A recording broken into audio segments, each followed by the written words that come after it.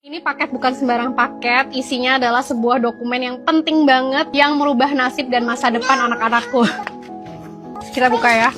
Ini adalah surat dari Home Office Inggris yang menyatakan kalau anak aku yang kedua udah diterima jadi warga negara Inggris. Dan yang kedua, kita buka ya. Udah resmi jadi British citizen. Tapi cukup aku aja yang WNI, anak-anakku jangan. Kita usahakan anak-anak dengan paspor kuat WNA itu. Punya paspor luar negeri itu hak, tapi pamer pakai narasi cukup saya WNI dan anak jangan, itu sih blunder. Berawal dari konten unboxing paspor Inggris anaknya, Tias dituding nggak nasionalis oleh netizen yang geram. Di sisi lain, suaminya juga masih dalam masa studi S3 yang dibiayai oleh negara. Tias pun minta maaf dan menghapus kontennya setelah dihujat habis-habisan. Assalamualaikum warahmatullahi wabarakatuh. Bismillahirrahmanirrahim. Ketika ilmu tidak dibarengi amanah dan takwa. Saudaraku yang dirahmati Allah, beberapa waktu ini dunia maya diramaikan oleh polemik tentang seorang warga negara Indonesia di Inggris yang mengungkapkan kebanggaannya atas paspor asing untuk anaknya. Ucapannya menyisakan luka di hati banyak orang. Bukan sekedar soal kewarganegaraan, tetapi soal cara pandang dan sikap terhadap negeri sendiri. Namun dalam menyikapi hal ini, sebagai seorang muslim, kita perlu berhenti sejenak. Bukan hanya untuk menghakimi, tetapi untuk mengambil pelajaran. Karena sejatinya, ini bukan sekedar tentang satu nama. Ini tentang amanah, tentang ilmu, tentang tanggung jawab. Ilmu adalah amanah, bukan sekedar prestis. Dalam Islam, ilmu adalah kemuliaan. Allah berfirman dalam Al-Quran, surat Al-Mujadalah ayat 11, "Wahai orang-orang yang beriman, apabila dikatakan kepadamu, berilah kelapangan di dalam majelis-majelis, maka lapangkanlah, niscaya Allah akan memberi kelapangan untukmu. Dan apabila dikatakan berdirilah kamu, maka berdirilah, niscaya Allah akan mengangkat derajat orang-orang yang beriman di antaramu dan orang-orang yang diberi ilmu beberapa derajat. Dan Allah Maha Teliti atas apa yang kamu kerjakan." Dan para ulama menjelaskan, ilmu yang meninggikan derajat adalah ilmu yang melahirkan iman dan ketakwaan. Dari Imam Ibnul Qayyim rahimahullah pernah menjelaskan bahwa ilmu tanpa rasa takut kepada Allah justru bisa menjadi sebab kebinasaan. Bahkan beliau mengingatkan, seandainya ilmu semata-mata adalah kemuliaan tanpa syarat, tentu makhluk yang paling mulia adalah iblis karena ia mengenal Allah, tetapi kesombongan membuatnya durhaka. Maka ukuran kecerdasan dalam Islam bukan hanya IPK, gelar doktor, atau menempuh pendidikan di universitas ternama, tapi ukurannya adalah amanah dan ketakwaan.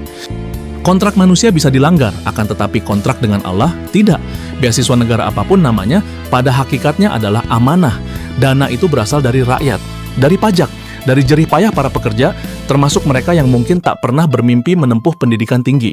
Dalam Islam, amanah adalah perkara besar. Dalam hadis yang diriwayatkan oleh Abu Dawud, Rasulullah bersabda, "Tunaikanlah amanah kepada orang yang mempercayaimu." Dan Allah memperingatkan dalam surat Al-Anfal ayat 27, "Wahai orang-orang yang beriman, janganlah kalian mengkhianati Allah dan Rasul, dan jangan pula kalian mengkhianati amanah-amanah yang dipercayakan kepada kalian." Ketika seseorang menerima pembiayaan dengan perjanjian untuk kembali dan mengabdi, maka itu bukan hanya kontrak administratif. Itu adalah janji.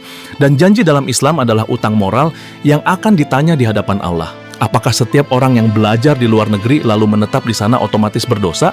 Tidak sesederhana itu. Islam tidak melarang mencari kehidupan yang lebih baik.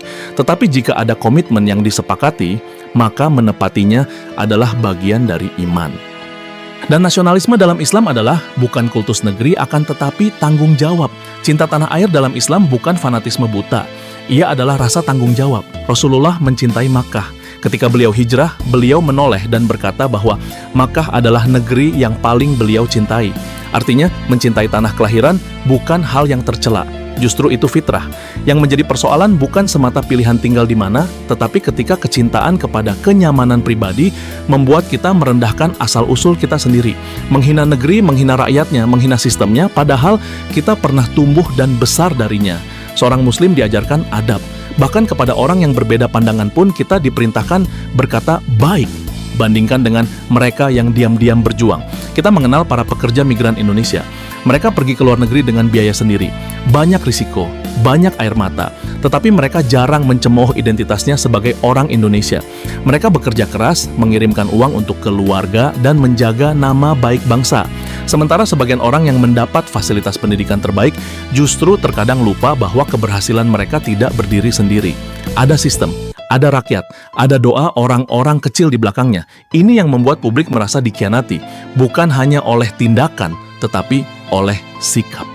Saudaraku yang dirahmati Allah, cerdas belum tentu berakhlak. Disinilah letak renungannya. Menjadi pintar tidak otomatis membuat seseorang bermoral. Gelar doktor tidak menjamin hati yang lembut. Kepandaian membaca celah aturan tidak sama dengan kebijaksanaan. Allah tidak menilai gelar kita.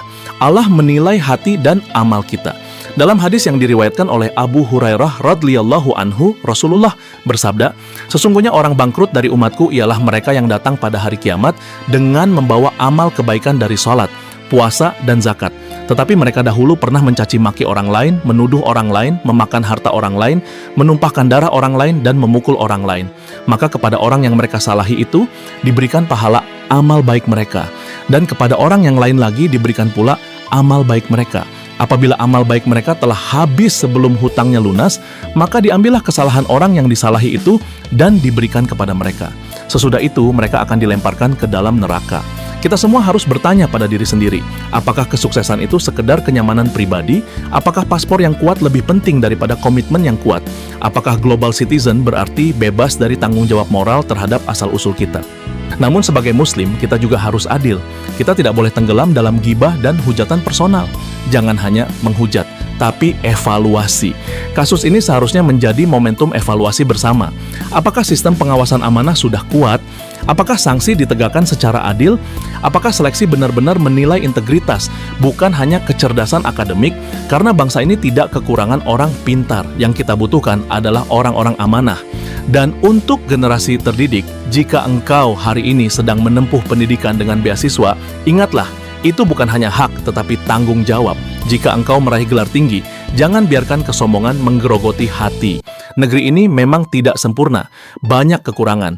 Tetapi justru orang-orang berilmulah yang seharusnya memperbaiki, bukan mencibir dari jauh. Jika engkau kecewa, perbaikilah. Jika engkau melihat keburukan, benahilah. Jika engkau merasa sistem belum ideal, jadilah bagian dari solusi. Karena ilmu tanpa ketakwaan bisa menjadikan seseorang cerdas, tapi licik. Sedangkan ilmu dengan ketakwaan menjadikan seseorang bukan hanya pintar, tetapi mulia. Sebagai orang tua, sebagai rakyat, sebagai muslim, kita tentu berharap generasi terbaik bangsa ini tumbuh bukan hanya menjadi teknokrat hebat, tetapi juga manusia yang tahu diri dan tahu balas budi. Semoga kita semua dijaga dari ilmu yang tidak bermanfaat. Semoga Allah menjadikan kita orang-orang yang menepati janji. Dan semoga setiap amanah yang kita pikul menjadi jalan menuju ridhonya. Wassalamualaikum warahmatullahi wabarakatuh.